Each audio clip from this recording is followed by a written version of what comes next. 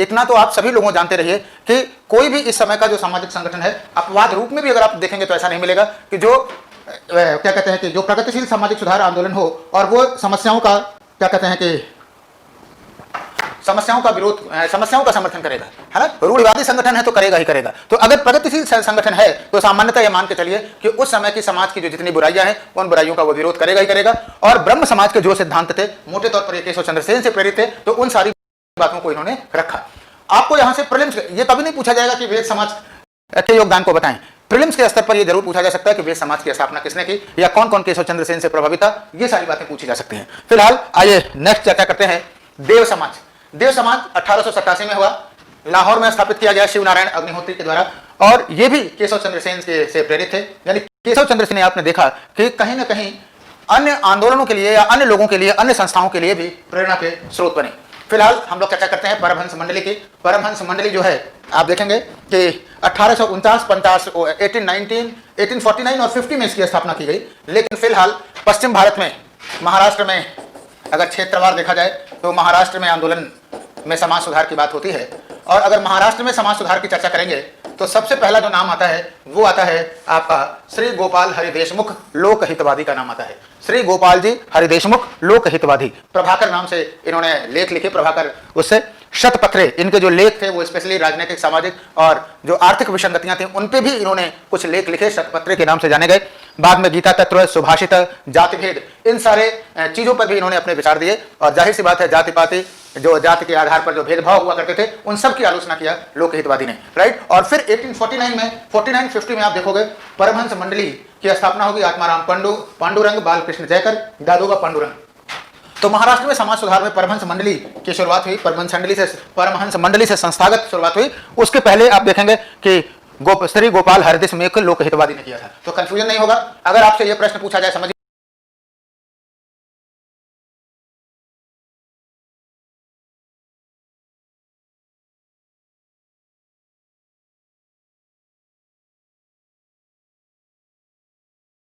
जरा, क्योंकि पश्चिमी भारत में भी जबरदस्त मुंबई और गुजरात में समाज सुधार आंदोलन हुए हैं। अगर आपसे प्रीलिम्स के पॉइंट ऑफ व्यू से पूछा जाए कि वह कौन सा समाज सुधारक था जिसने सबसे पहले पश्चिमी भारत में समाज सुधार की शुरुआत की, तो आप लगाएंगे श्री गोपाल जी हरि देशमुख लोकहितवादी।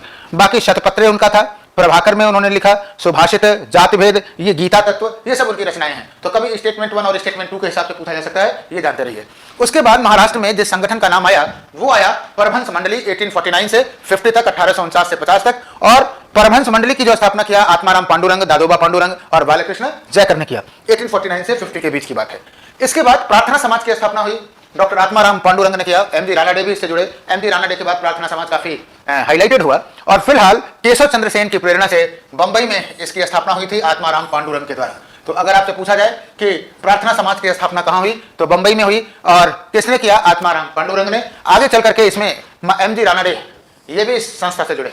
फिलहाल प्रार्थना समाज ने बाल विवाह, पर्दा प्रथा, जाति प्रथा आदि का विरोध किया, है ना। और 1884 में, एक एक पॉइंट महत्वपूर्ण है, याद रखिएगा, 1884 में पूछा जाता है पुणे में दक्कन एजुकेशनल सोसाइटी की स्थापना की गई। 1884 में दक्कन एजुकेशनल सोसाइटी की स्थापना की गई।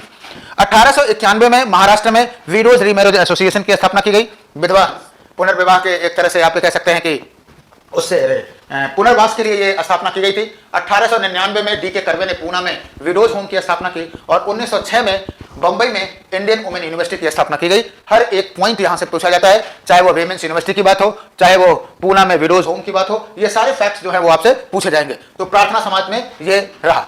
अगर आप प्रार्थना समाज की कार्यशैली को उठा करके देखेंगे तो प्रार्थना समाज ने बहुत आक्रामक कोई प्रचार प्रसार नहीं किया। कारण यह था कि जब आप आर्य समाज की भाषा को देखेंगे और प्रार्थना समाज की भाषा को देखेंगे तो बहुत अंतर दिखाई देगा। प्रार्थना समाज ने बहुत धीरे से, बहुत ही क्या कहते हैं, तर्कसंगत तरीके से उन समाज की बुराइयों को उठाया और एक एक के प्रति उसे दूर करने के प्रति समाज में जो है वो संदेश दिया, है ना। तो प्रार्थना समाज पश्चिमी भारत में आप कह सकते हैं कि एक सफल समाज रहा। और वैसे भी मुंबई की जो सोसाइटी थी और जो बंगाल, बिहार और उड़ीसा की जो सोसाइटी थी, इसमें अंतर तो था ही, इसलिए प्रार्थना समाज की प्रकृति में भी आपको अंतर दिखाई देता है। तो इन तथ्यों को आप लोग याद रखिएगा प्रीलिम्स के पॉइंट ऑफ व्यू से। फिलहाल हम बात करते हैं आर्य समाज एवं स्वामी दयानंद सरस्वती का। कहने को तो भारत का मार्टिन लूथर किंग इनको कहा गया, लेकिन अगर आप देखेंगे तो आर्य समाज की जो भाषा थी वो काफी कठोर थी और प्रतिक्रियात्मक थी। हमने बोला था ना कि समाज सुधारकों के कई अप्रोच थे, जिसमें आप देखेंगे कि कुछ तो बहुत ही आक्रामक थे और कुछ ऐसे थे कि जो क्या कहते हैं कि सॉफ्टली हैंडल करते थे। तो निश्चित रूप से जो आर्य समाज है वो टिट फॉर टैट वाला था। ठीक है, स्वामी दयानंद सरस्वती ने इसकी स्थापना की थी।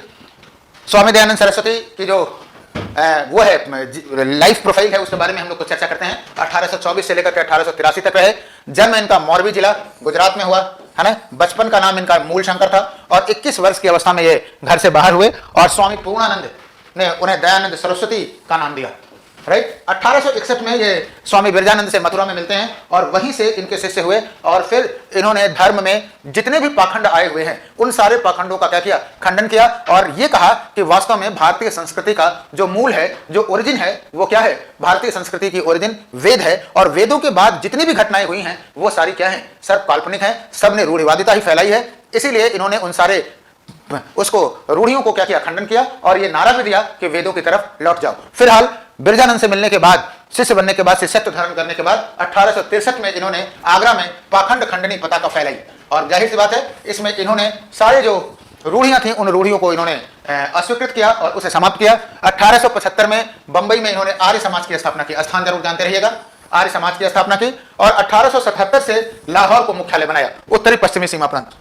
आप जानते रहिए उत्तरी पश्चिमी क्षेत्र में इस समय बहावी आंदोलन भी चल रहा था, लगभग लमसम टाइम यही है। और बहावी आंदोलन का उद्देश्य क्या था, भारत को क्या करना, दारुल हर्ब से दारुल इस्लाम में बदल देना। हमने बहावी की चर्चा किया है, यहाँ पे भी समाज सुधारकों में भी चर्चा करेंगे। तो एक व्यक्ति कह रहा है दारुल हर्ब से दारुल इस्लाम में और दूसरा व्यक्ति कह रहा है कि नहीं, क्या करना है कि हिंदू धर्म में वापस आना है, वैदिक संस्कृति में आना है, रिटर्न टू वेदास में आना है। तो जाहिर सी बात है इन दोनों अप्रोचों से सांप्रदायिक तनाव होगा, है ना, और निश्चित रूप से वो टकराहट होगी। और सबसे विवादास्पद मामला बना शुद्धि आंदोलन। दयानंद सरस्वती ने शुद्धि आंदोलन चलाया और उन्होंने कहा कि जो लोग मूलतः हिंदू थे और वो किसी भी कारणवश कोई भी धर्म परिवर्तित कर लिए हैं, चाहे वो इस्लाम हो चाहे वो क्रिश्चियन हो, तो उनको पुनः हिंदू धर्म में वापस लाया जाएगा। आपको पता है कि किस विधि से, किस संस्कार की वजह से, किस स्मृति की सहायता से लाया जाएगा। वास्तव में देवल स्मृति में धर्मचित व्यक्तियों को पुनः धर्म में शामिल करने के लिए एक संस्कार बताया गया है ना, और फिर उसी के में शुद्धि आंदोलन चलाया गया। तो निश्चित रूप से स्वामी दयानंद सरस्वती का जो शुद्धि आंदोलन रहा वो सामाजिक तनाव का परिणाम हुआ। इसीलिए यूपीएससी लेवल पे कई बार आपसे यह प्रश्न पूछा गया है कि आर्य समाज ने जितना दिया नहीं उससे ज्यादा नुकसान पहुंचाया, और उसके पीछे यही कॉन्सेप्ट था कि अगर आप मान लीजिए कि वेदों के बाद की सभी सभ्यता और सभी संस्कृति को तिरस्कृत कर देंगे तो क्या उनका इतिहास के विकास में उनका कोई योगदान नहीं है, क्या उनका सोशल इंटीग्रेशन में कोई कंट्रीब्यूशन नहीं है। तो निश्चित रूप से सांप्रदायिकता को बढ़ावा देने वाला पार्ट होगा। तो ये एक विवादास्पद पहलू होगा उनकी आक्रामकता। लेकिन मैंने शुरू से ही बताया कि जो आर्य समाज थी, है ना, ये लोग क्या थे कि एक एग्रेसिव थे, एग्रेसिव अप्रोच से चलते थे। फिलहाल रिटर्न टू द वेदास इनका वो था और आगे चल करके केशव चंद्र सेन के ही कहने पर इन्होंने सत्यार्थ प्रकाश लिखे थे। हिंदी भाषा में लिखा सत्यार्थ प्रकाश, अधिक से अधिक लोग इसे समझ सकें, इसके लिए हिंदी में इन्होंने अपना वो भी चलाया, शुद्धि आंदोलन चलाया। ये इसकी चर्चा हम लोगों ने कर लिया। वेद भाष्य एवं वेद भाष्य भूमिका लिखा। 1882 में इन्होंने गोरक्षा समिति की और 1883 में इनकी मृत्यु हो गई। यानी कुल मिलाकर के जो आर्य समाज था उसने आक्रामक रूप से, अगर आपसे कभी पूछा जाए कि आर्य समाज का जो कार्य क्षेत्र या आर्य समाज जो सबसे लोकप्रिय कहां हुआ, तो आपको कहना चाहिए उत्तरी पश्चिमी क्षेत्र में, क्योंकि यही उनकी कार्य की शक्ति थी। हालांकि कार्य करने का क्षेत्र था। हालांकि जो बंबई था, बंबई में ही 1875 में आर्य समाज की स्थापना हुई थी। तो दोनों तथ्यों को ध्यान में रखिएगा, यहां से आपसे प्रीलिम्स के सवाल पूछे जा सकते हैं। राइट, फिलहाल 1886 में लाहौर में डीएवी कॉलेज की स्थापना हुई, दयानंद एग्लो वैदिक कॉलेज की स्थापना की। और यह किया किसने? लाला हंसराज ने किया। लाला हंसराज ने डीएवी कॉलेज की स्थापना की। 1902 में हरिद्वार में गुरुकुल कांगड़ी विश्वविद्यालय की स्थापना की गई। इस बात को थोड़ा सा समझ लीजिए, हम लोग एजुकेशन में फिर आएंगे, लेकिन यहां पे थोड़ा समझने की आवश्यकता है। वास्तव में ये एक विचारधारा चल रही थी कि अगर हम रिटर्न टू द वेदास की बात करेंगे तो क्या वेदों के बाद का जो डेवलपमेंट है उस डेवलपमेंट को हम लोग अस्वीकृत करेंगे, है ना, या फिर नई डिमांड के अनुसार, उस समय के अनुसार पाश्चात्य शिक्षा को भी संभालेंगे, पाश्चात्य शिक्षा को भी उसमें शामिल करेंगे। और इस मुद्दे पर जो आर्य समाज था वो दो भागों में विभक्त हो गया। एक भाग वो था कि नहीं, हम पारंपरिक विधि से वैदिक ज्ञान को और वैदिक समाज को ही आगे बढ़ाएंगे, और दूसरा ये था कि इसमें पाश्चात्य शिक्षा को भी क्या करेंगे, शामिल करेंगे। राइट, तो ये अप्रोच था। और इसमें से जो पहला अप्रोच था उसने दयानंद एंग्लो वैदिक, यानी वैदिक भी रहेगा और एंग्लो भी रहेगा, पाश्चात्य शिक्षा, विज्ञान और तकनीक के साथ साथ उसने जो परंपरागत वैदिक संस्कृति थी उस परंपरागत वैदिक संस्कृति पर भी विकास दिया उतना ही जोर उसने दिया, राइट। दूसरी तरफ आप देखोगे कि 1902 में श्रद्धानंद ने क्या किया, गुरुकुल कांगड़ी विश्वविद्यालय आज के डेट में देखोगे ना, तो जो उत्तराखंड का जो लोक सेवा आयोग है इसी के प्रांगण में है, हरिद्वार में, तो वहां पर उसने वैदिक शिक्षा पद्धति को किया।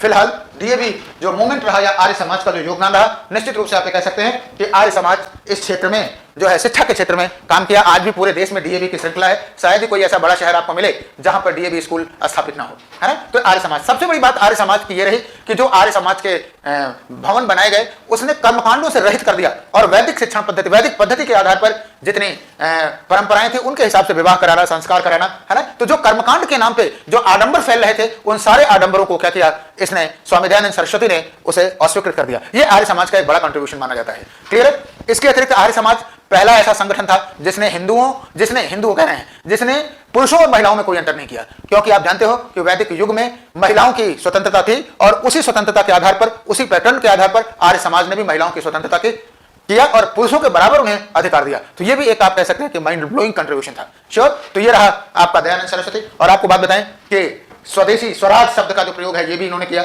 सबसे बड़ी बात यह है कि डायरेक्टली इन्होंने कोई ऐसा मूवमेंट तो नहीं चलाया। सामाजिक धार्मिक सुधार आंदोलनों में आप कहीं भी देखेंगे कि कोई भी समाज सुधारक व्यक्ति जो होगा वो डायरेक्टली राजनीतिक आदर्श को आगे नहीं करेगा, लेकिन फिर भी उसके जो विचारों से जो कॉन्सेप्ट हुआ उससे लगा कि उसने स्वदेशी आंदोलन को क्या किया है, समर्थन किया है। स्वामी दयानंद सरस्वती का एक स्टेटमेंट था कि विदेशी राज्य कितना भी अच्छा क्यों ना हो, स्वदेशी जो होता है